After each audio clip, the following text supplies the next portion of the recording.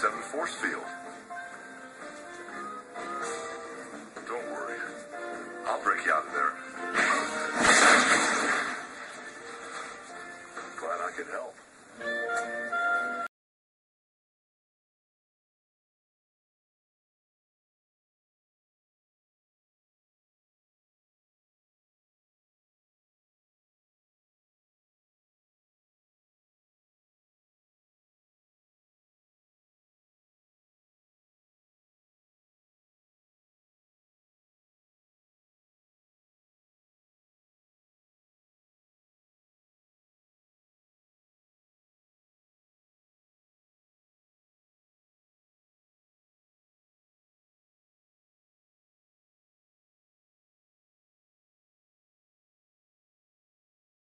This is the build-up. They want to remove me, to silence me, to discredit me. They have tried to stop me in every possible way, from taking my finances to imprison me, to slander me, to linking me to Darren Osborne and extremism. Now they want to take away the final thing I have. If they can do it to me, they can do it to you. My Lords, I beg leave to ask the question standing my name on the order paper. My Lords, the government-funded Centre of Expertise on Child Sexual Abuse is working to build a more informed picture of the scale of these crimes and preventing them as a priority for the government. The Independent Office for Police Conduct is currently conducting investigations into 33 police officers of varying ranks for potential criminal offences and breaches of the standards of professional behaviour linked to the Rotherham case. My Lords, I fear that reply is shamefully inadequate, because these girls are usually raped several times a day. And so if we accept the views of our lead police officer for child protection, of Rotherham's MP, and of the recent Jay and Quilliam reports, we seem to be looking at millions of rapes of white and Sikh girls by Muslim men, only 222 of whom have been convicted since 2005. So, my Lords, will the government ask our Muslim leaders whether the perpetrators can claim that their behaviour is sanctioned in the Quran and to issue a fatwa against it? And second, my Lords, will the government encourage a national debate about the various interpretations of Islam? Can we talk about Islam without being accused of hate crime?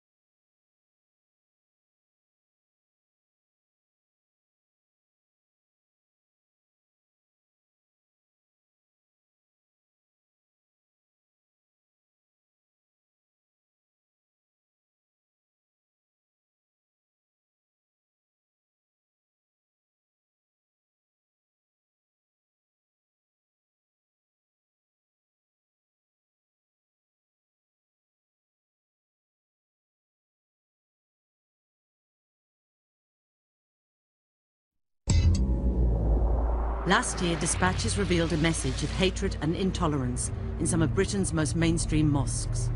We Muslims have been ordered to do brainwashing. An ideology with its roots in Saudi Arabia. The pinnacle, the crest, the summit of Islam is jihad. But the Kingdom of Saudi Arabia said it was not responsible. And Britain's most important mosque promised vigilance against extremism. So we've gone back undercover to see what message they're promoting now. The one who changed his deen, what we're going to do? Kill. The last day will not come until the Muslims fight the Jews and kill them.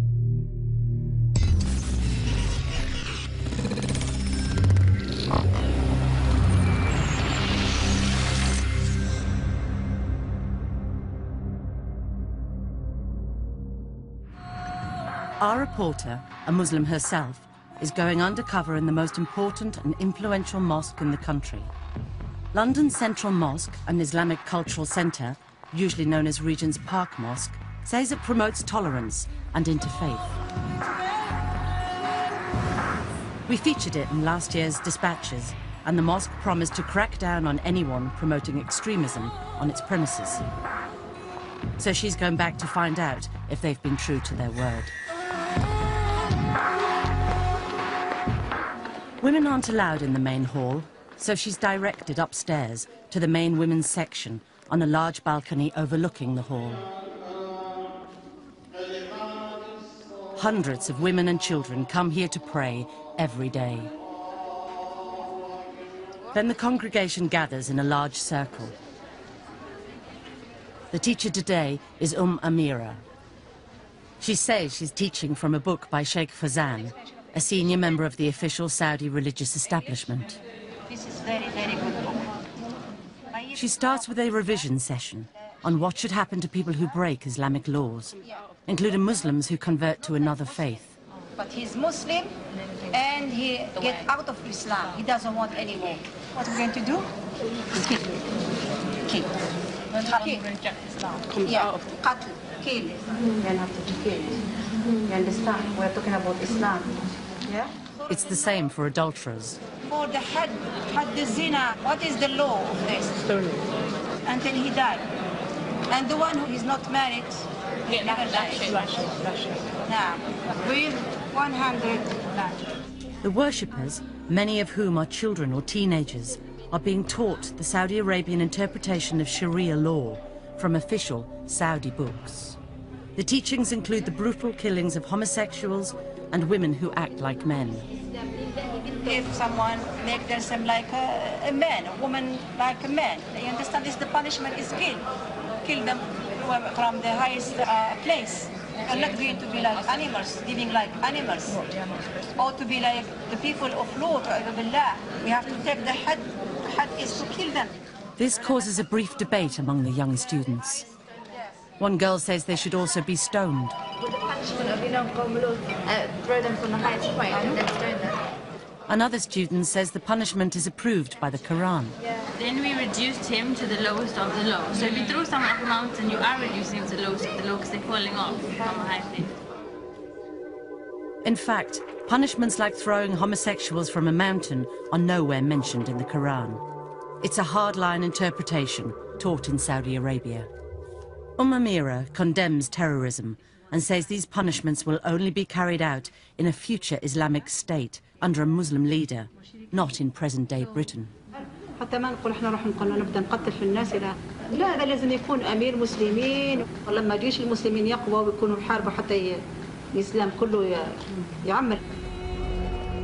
This fundamentalist interpretation of Islam is being taught in Britain's most important and supposedly moderate mosque. Our reporter finds out where Amira has been trained. She says she's just finished 3 years of study at Medina Mosque in Saudi Arabia. It's the second most holy mosque in Islam, and its imams teach Muslims an interpretation of the faith known to some as Wahhabism. Amira teaches what she says is an important principle in Islam. A Muslim must hate as well as love. It's not enough that you worship Allah, you have to also, in our heart, hate what Allah subhanahu wa ta'ala, be pleased to Allah, and love what Allah subhanahu wa ta'ala. She says this principle relates to living with non-Muslims. Hate what displeased to Allah, especially when living with this country that's non-Muslim. And asks a worshipper to read out a verse from the Quran, Stand up and raise please. Stand up. which she says is about relations between Muslims and non-Muslims. Verily, we are free from you, and whatever you worship besides Allah, we have rejected you, and there has appeared between us and you hostility and hatred forever until you believe in Allah alone. Amira says it means Muslims must separate from non-Muslims. You understand, sister? Islam is the tabarruk min al-shirk wa ahli, the people who do the shirk. Any questions? After the lesson, our reporter approaches Amira to ask her to clarify her teaching. You know, when we talked about the love and enmity for Allah, how do we apply that? How as a Muslim do I apply that? Yeah. Muslims should show good manners to non-Muslims and can try to convert them to Islam, but cannot befriend them. She uses the Arabic term kafir, meaning disbeliever or infidel. To be good friend, give them all about our secret, you know. Understand? You have to be friend with them, but it's not allowed. Because the wala is only to Muslim, not to the kafir. Amira says she's learned this doctrine of separatism in Saudi Arabia, whose clerics preach a brand of Islam often called Wahhabism. Wahhabism is opposed to the diverse and tolerant traditions of classical Islam, according to moderate British Muslims like Sheikh Musa Admani, an imam who's advised the government on Islam. The Saudi Wahhabi worldview is very narrow. It's extremely intolerant. This extreme intolerance comes out of seeing non-Muslims as basically non-human. Intolerance, hatred, dislike, this is not Islamic teaching at all. Separating from disbelievers is the official theology of the Saudi state, according to Saudi academic Professor Madawi al-Rashid. The Saudi religious scholars adopt a very strict and radical interpretation of the status of a Muslim minority in a non-Muslim society. A true Muslim should not associate with infidels. So you are physically here, but mentally, socially, religiously, you belong elsewhere. Now we've found this message of segregation being taught at the most important mosque in the country. It's visited by world leaders and even has its own interfaith department, which organises visits from government, the civil service, representatives of other religions, and thousands of British schoolchildren a year. The mosque says the aim of these visits is to promote understanding and respect between the communities. Our reporter is filming as some of the interfaith groups are brought into the women's area. So this is what we have in our heart. It's just on this occasion, Amira meets them. God, let me know how to reach you, the right way. On another occasion, a group of non-Muslims is invited to sit down with the circle. The preacher promotes Islam to them, but talks politely about other religions too. And the message, the Quran, came to confirm the truth in the previous scriptures. But as soon as the interfaith group leaves, the same preacher's tone changes completely. She now says Christian teachings are vile. And we feel nothing sometimes going past the church. We don't look at it in disgust and think, subhanAllah, what are these people doing in there? What they say with their tongues is so vile and disgusting. It's an abomination. Like the other preachers in the circle, she says she's teaching from the works of the Saudi scholars. In this case, Sheikh bin Baz, a former Grand Mufti of the kingdom. The teachings include that a Muslim cannot be tolerant of other religions.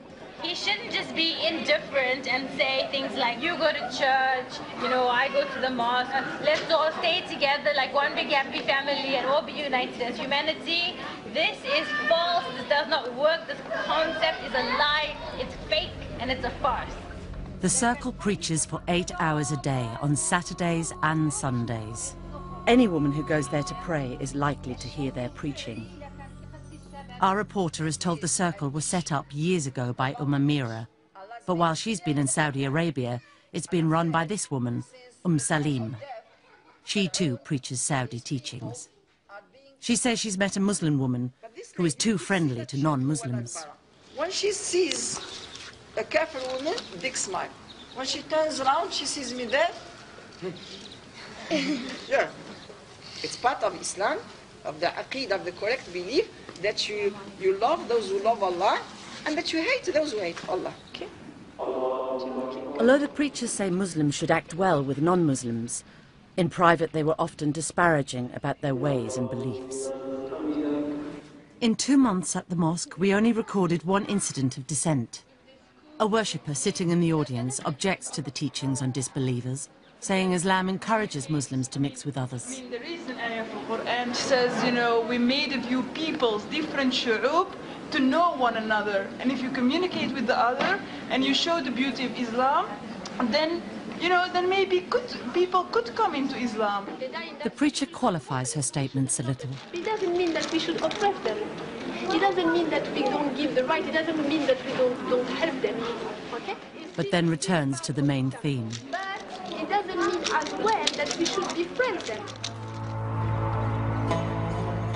Regent's Park Mosque was set up 60 years ago to represent British Muslims to the government. It says its role is to help Muslims integrate into British society.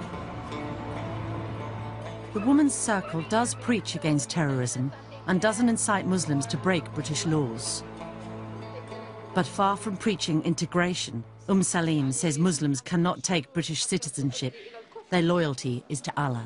There are some conditions that can take you into the kufr, to take the British citizenship. Whether you like it or not, for these people you are selling your religion for. It's a very serious thing. It is not allowed to give allegiance to other than Allah. And another preacher says Muslims shouldn't live in Britain at all.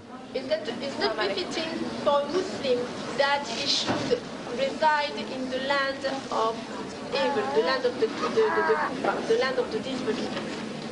A Muslim should emigrate to a Muslim country. On Fridays, the women can hear the mosque sermons from the main hall. These sermons are given to 1,000 or so worshippers by the mosque's official imams, who by historical agreement have been supplied by the Egyptian government and are trained in Egypt. These sermons, our reporter heard, were very different from the Women's Circle's teaching, stressing a tolerant and diverse Islam. But our reporter has found that upstairs, British women are being constantly exposed to hardline Saudi teachings. There are other links between Britain's Central Mosque and Saudi Arabia. It's been heavily funded by the kingdom, and the mosque's Director General is from Saudi Arabia. Dr. Ahmed Al-Dubayan is the public face of the mosque and in overall control. I would like really to express our prayers, our condolences also. After the 7th July bombings, he held a press conference there to condemn terrorism.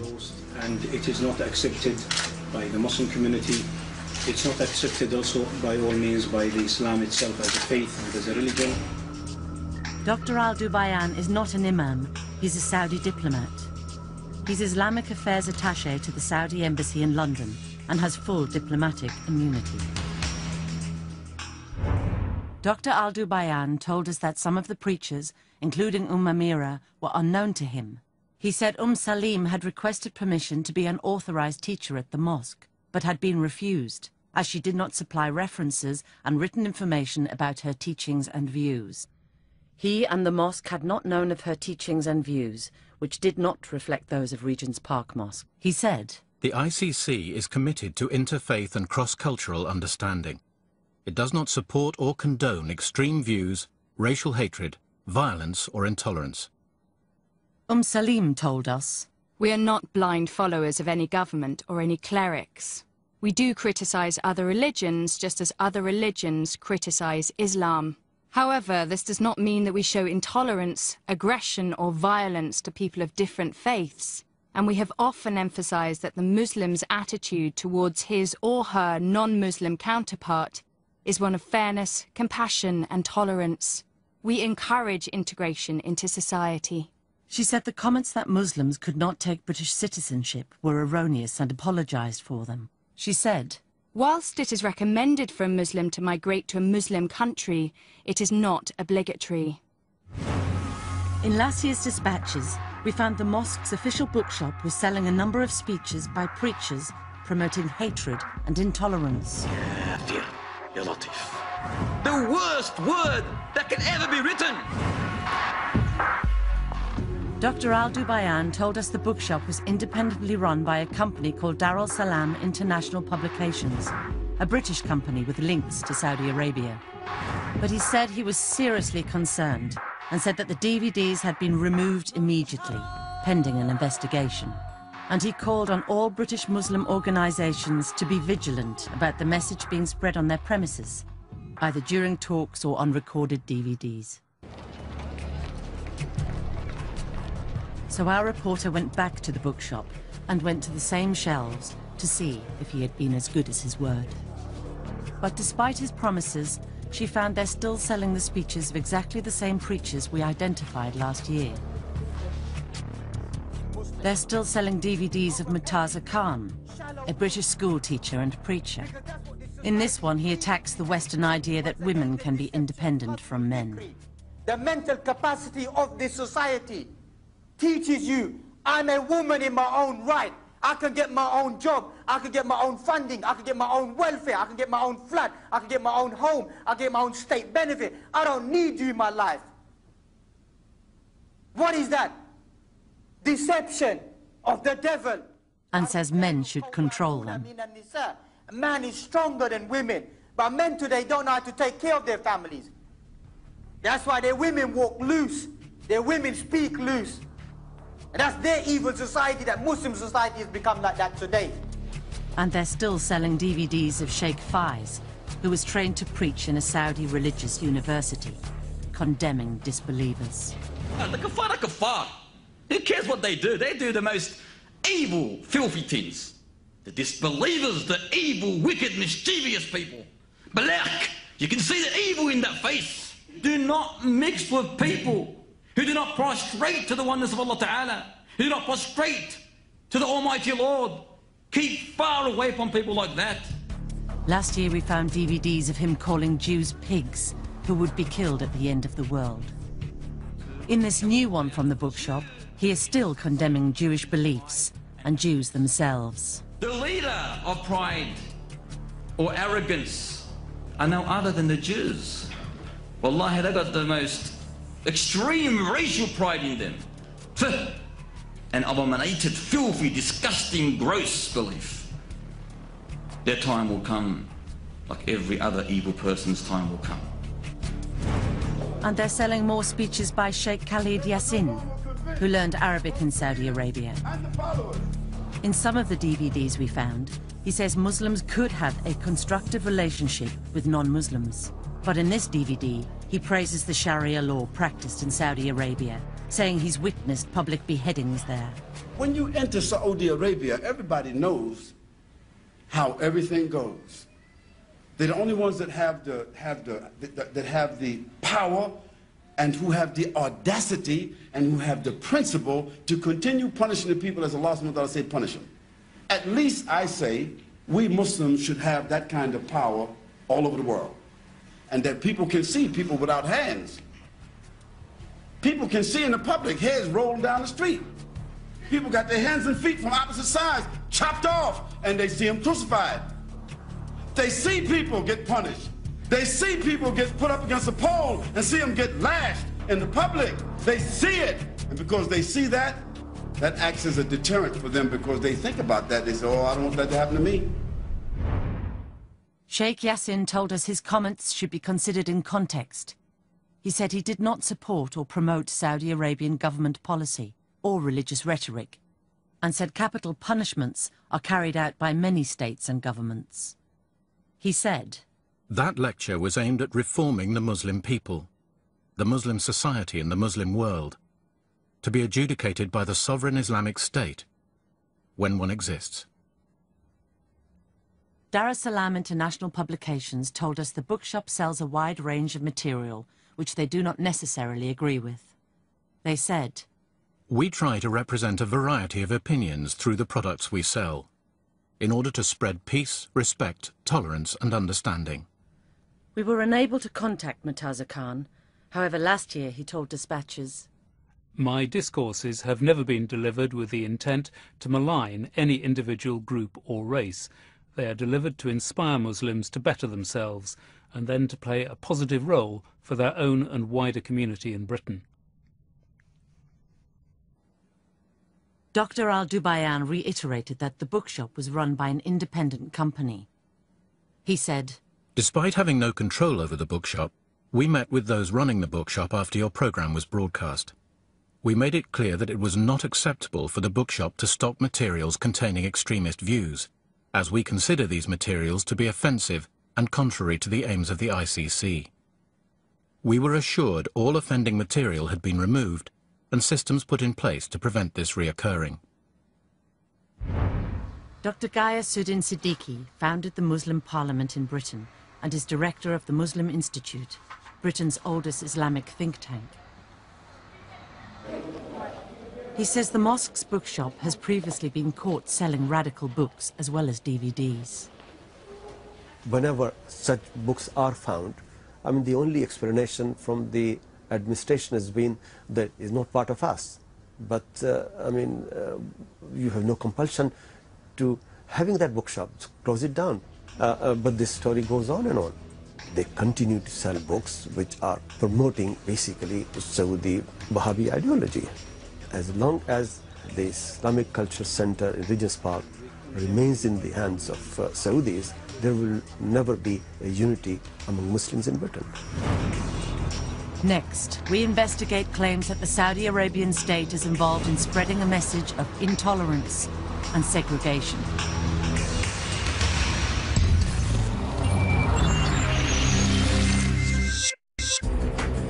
A dispatches reporter is filming undercover inside Regent's Park Mosque.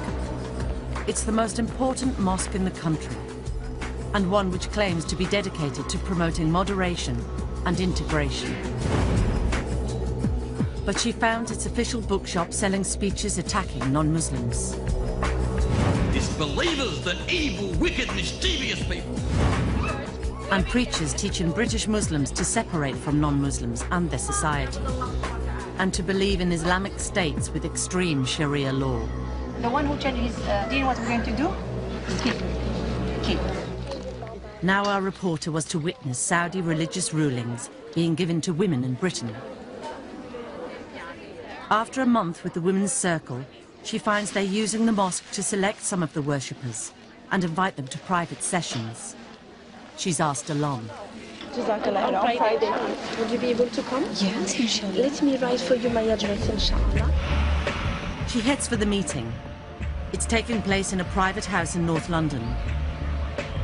In the mosque, the circle gives general religious instructions to a few hundred women. But here, they're told by a senior member of the circle that they can get individual religious rulings from the Regent's Park Mosque preacher, Salim, which will directly affect their own lives. So Salim, who's our teacher at the masjid, she basically is coming to give a halakha about, various topics, anything you want to ask, anything you want to know. Salim answers their questions with strict rulings on women's personal freedom. She says they can't travel far without a mahram, a male member of the family to escort them. Whoever believes in Allah should not travel without a mahram. This alarms one woman in the audience. Sister, me and my husband, we can't go together. So what do I do if I want to go? Yeah. She's told she can't travel by herself. So what do I do? You go with your husband. The British government says empowering Muslim women is a key part of its strategy against extremism. This year, Gordon Brown launched an advisory group of Muslim women to encourage integration into British society and greater participation in the workplace. The important thing for our country going forward is that every single citizen feels that they have a part to play. The aim is to help tackle radicalism, according to Saudi academic Dr. May Yamani. The current British government's policy is about empowering women to be part of the community where they live and participate and get jobs. This policy is certainly very important to keep real moderation in the community. Regent's Park Mosque says it aims to help Muslims integrate into society. But in the private sessions, Salim criticizes Muslim women who do so. Sacrifice are going to see Muslim in every sphere of the everyday life in this country. I see Muslims, it breaks my heart when I see them working in banks, short sleeves, sometimes this tight, scarf like this, makeup, you know, being with the kufa all the time, even speaking with the language. She learns that this woman has a job in the health service. No, is the job okay, the job that you are doing? Does it involve anything haram or is it? No, I or work in halal? pathology, hematology, just blood tests. Just blood tests? Yes. And they don't allow you to wear jilbab? Salim finds out that the woman can't wear a jilbab, a full Saudi-style Islamic covering, while at work. And she's working alongside men, which is forbidden by Saudi scholars. You work only with females? No. Salim says this is not acceptable. You know that working in an environment that is not Islamic, working with the kuffar, always takes you away from the deen and hardens your heart. And it will be lying to you if I say it's okay. We asked Dr. Yarmani what she thought of this kind of Saudi teaching being spread to British Muslims. My reaction to this, restricting women a job in a hospital, performing their job and working with patients at a hospital because of type of gown they're wearing, or restricting the movement of a woman in the street, in London, or anywhere in Britain, my reaction is, this is not Islamic. They're not even justified by the basic Islamic texts. Salim denied to us the meetings were clandestine. She said the rulings that women could not travel alone and could not work if it conflicted with religious requirements were totally justified by Islamic texts.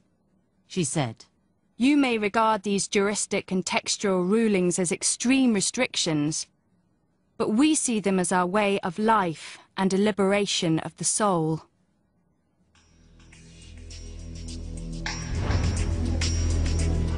Saudi teachings on women's freedom are also being spread in Regent's Park Mosque's official bookshop. They're selling the religious rulings known as fatwas of the top official Saudi scholars, such as Sheikh bin Baz, the former Grand Mufti. The rulings say women are mentally inferior. Men are superior to women in general. And restrict their right to work or travel on their own.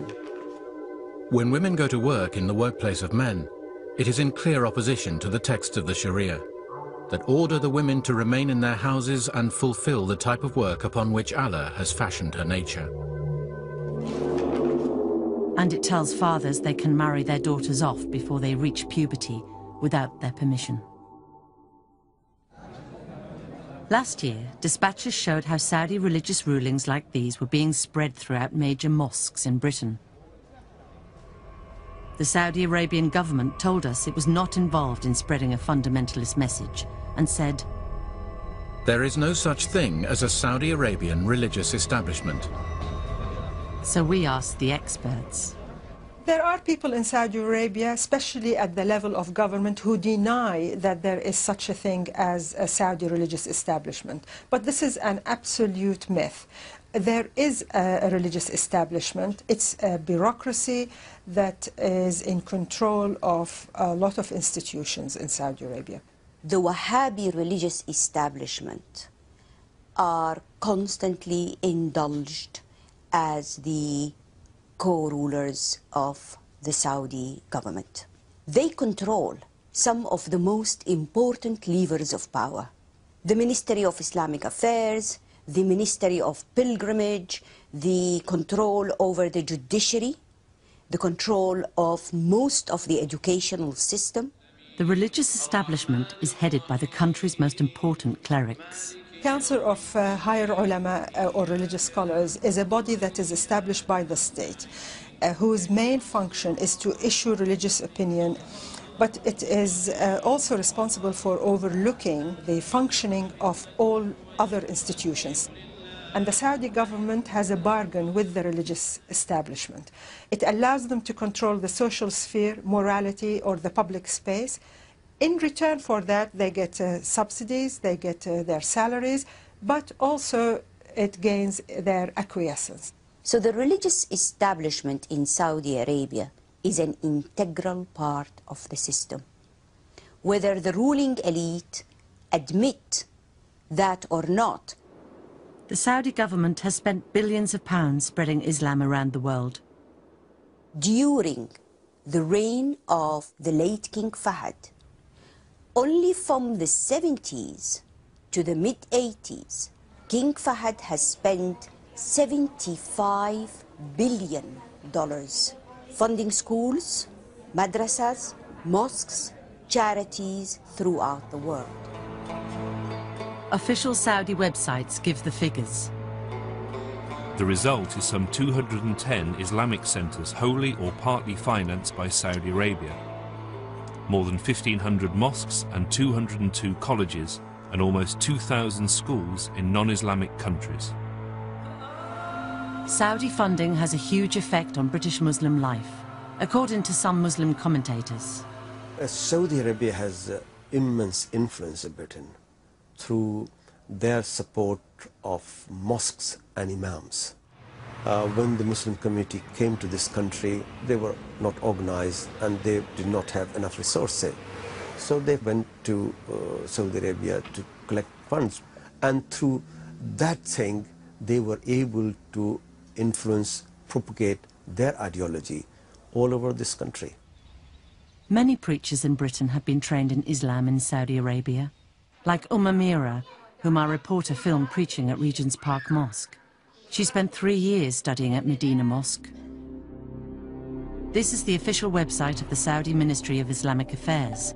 It prints the sermons of Saudi imams and gives an idea of some of their teachings on non-Muslims.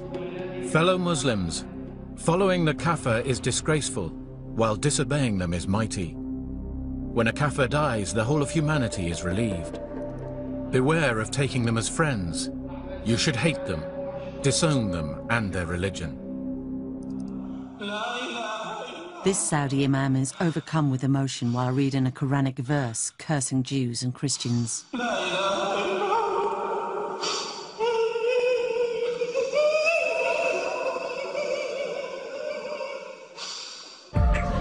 Saudi books with the same message of segregation continue to be widely available in Britain, such as these official fatwas sold in Regent's Park Mosque bookshop. The enemies of Allah are the disbelievers. It is necessary to avoid mixing with non-Muslims, to like them, to love them, to support them, or live amongst them. We found Saudi Arabian religious teachings being spread at Britain's Central Mosque, which is run by a Saudi diplomat. This is another Islamic institution in Britain, funded by Saudi Arabia. The King Fahd Academy in West London is an independent day school for 500 Muslim children, run under the support and supervision of the Saudi Embassy. Dr. Al Dubayan, the head of Regent's Park Mosque, sits on the board of trustees. In 1998, the school started teaching some of the pupils the same official education curriculum that's taught to children in Saudi Arabia. Colin Cook is a Muslim convert and worked at the school as an English teacher. 18 months ago, he was dismissed after raising concerns that some of the children were cheating in exams.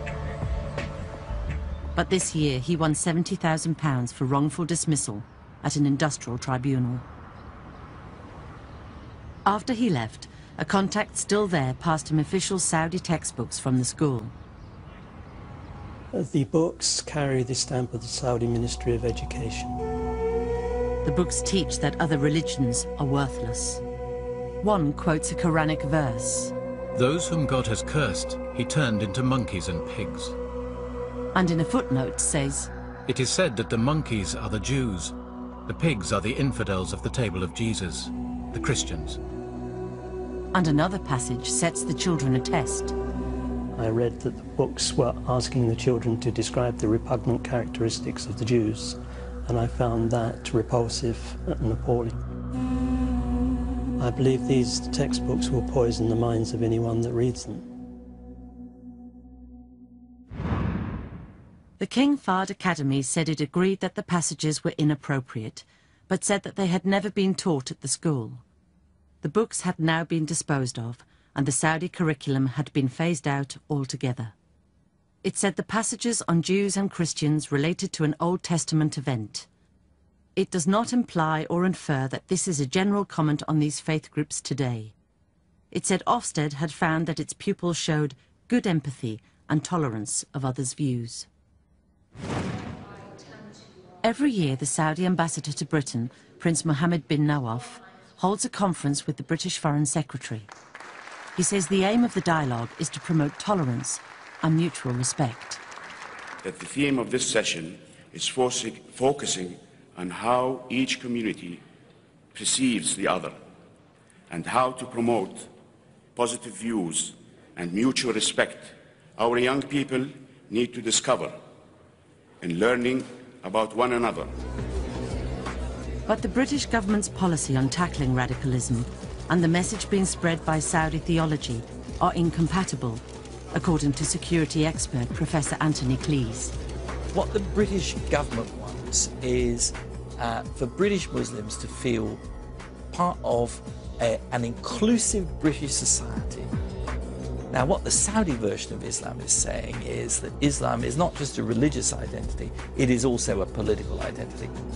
And that they should resist, that it is right to resist being assimilated into mainstream British society. If you believe in Wahhabism or if you are a supporter of Wahhabism, then basically there is no integration, meeting of two sides. There is no respect for the other side. As a consequence, we have seen Muslims becoming isolated and marginalized.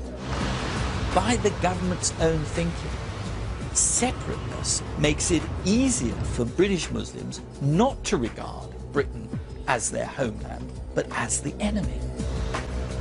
Next, our reporter goes undercover in a third major UK Islamic institution to get first-hand evidence of the kind of Saudi material being spread in UK mosques.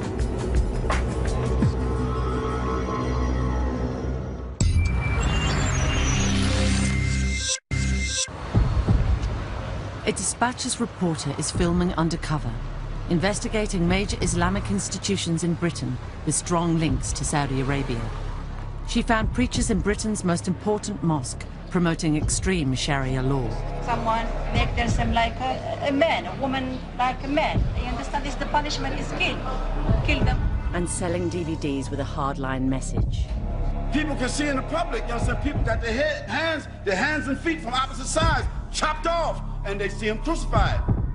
And we showed a British school run under the supervision of the Saudi embassy, which imported books condemning other religions. I believe these textbooks will poison the minds of anyone that reads them. Now our investigation turned to a third major Islamic institution in Britain. This is the UK headquarters of the Muslim World League and the World Assembly of Muslim Youth. They're worldwide charities and run a 5-storey complex of offices, a mosque, and prayer rooms in the heart of London's West End. Although their headquarters are in Saudi Arabia, they say they are independent of the Saudi government. They say they give out Islamic literature promoting coexistence and moderation between cultures. So our reporter is going undercover to find out.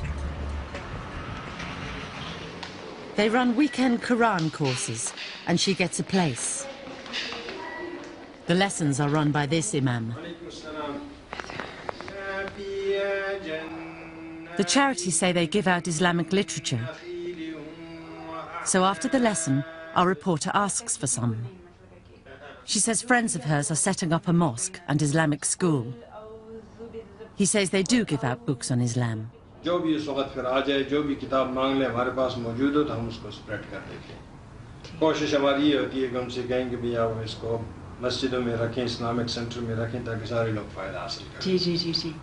He says they mostly give out English translations of the Quran.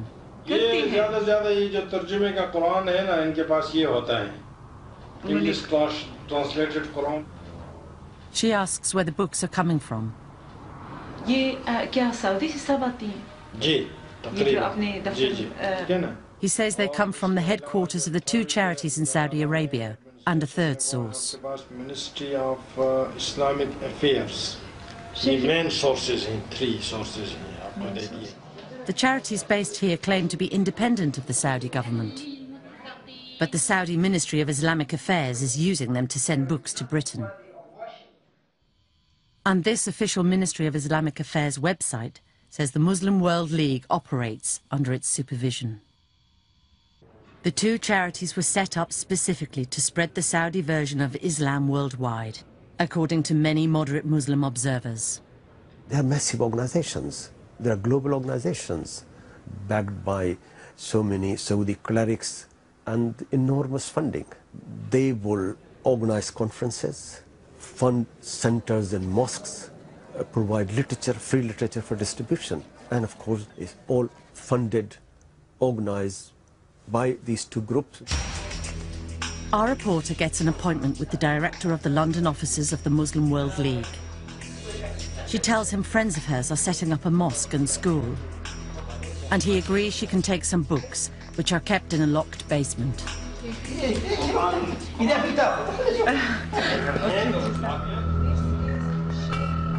With another undercover reporter who is posing as a friend, she goes along to pick them up.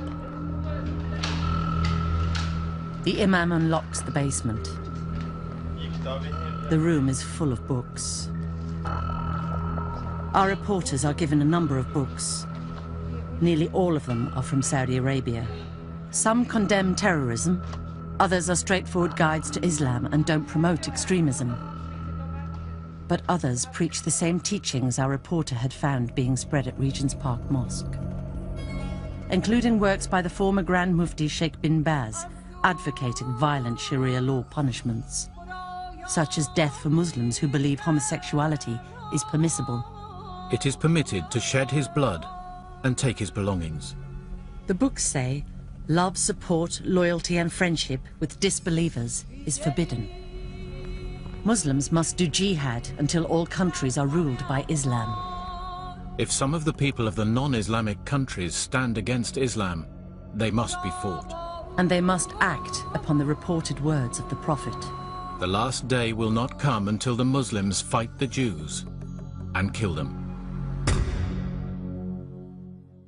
Our reporter was given a sample copy of the translated Qurans they distribute in Britain.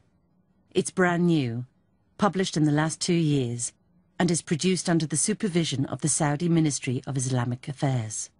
It bears King Abdullah's own seal of approval.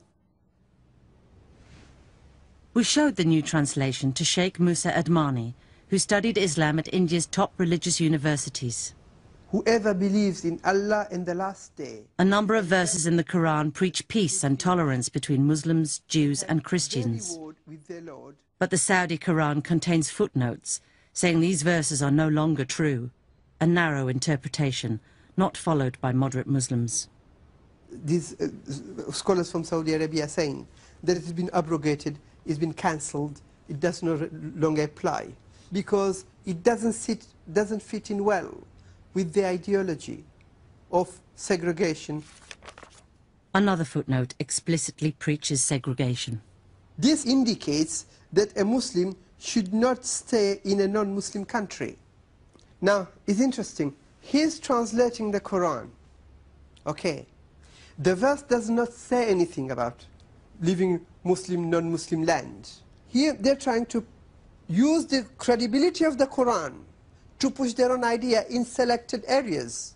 The underlying motive here is to find a way of continuously implanting this permanent wedge between the wider British society and the younger Muslim living in Britain. He says King Abdullah's new translation has removed some objectionable material from previous Saudi versions. Made a bit of improvement, but it's not good enough. The Muslim World League told us some of the books we quoted from had been donated to them 10 years ago, assessed, considered not suitable for distribution and left in the basement. With regards to the translation of the Quran, it said, "No translation is perfect, and not every interpretation is agreed. You have managed to find a few footnotes which you dislike, and which most readers probably do not even bother to read." It said any allegation that it is promoting a theology of intolerance, separatism and extremism was offensive and entirely untrue. The Royal Embassy of Saudi Arabia told us that the King Fahd Academy, the Muslim World League and the Islamic Cultural Centre and Central Mosque were not part of the Saudi Arabian government or its instruments.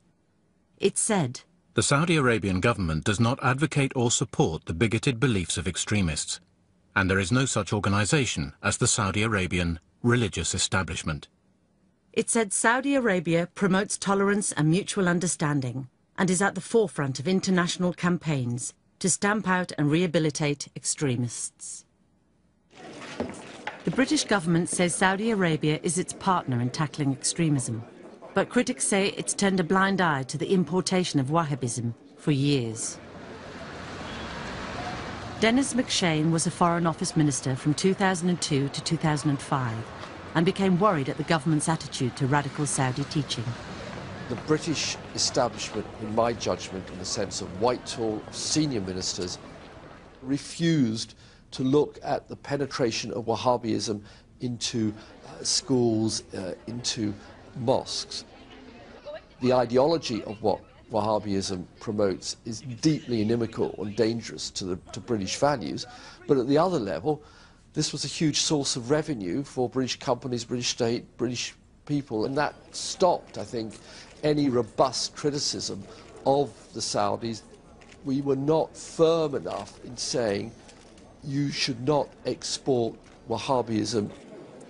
He says the 7th of July bombings have been a wake-up call to ministers, but the government still doesn't take a strong enough line with Saudi Arabia. Clearly, Britain is a big trading state with an important defence industry, needs a relationship with Saudi Arabia, but we have to say quite clearly you can't export anti-Jewish, anti-democratic, anti-Western, anti-rule of law, homophobic, anti-women ideology dressed up as a religion. That is not acceptable. The British government told us, "We have put in place robust legislation to combat incitement to religious hatred, violence and terrorism. All individuals and organisations based in the UK are subject to this legislation, regardless of the provenance of their funding or connections to third countries, Saudi or otherwise." The petrodollar money coming from Saudi Arabia has basically distorted the growth and development of Muslim community in Britain. That's what I accuse them of. It's a distortion of Islam itself. The abuse and misuse of this great faith of mine, and not only mine, but of my children as well. To think, as I believe our government thinks, that it makes ideological sense to play patsy with the Saudis is folly of the first order of magnitude. We will be paying for it a vast amount in the years to come. It's come to pass that we find the Nasara, the Yahud, America, the UK, France, Germany, they have come against the religion of Al-Islam. Why give up your deen and your long legacy of Al-Islam to please someone who is enemy to you? Abu Usama is an American convert and a very popular speaker at Green Lane. He preaches against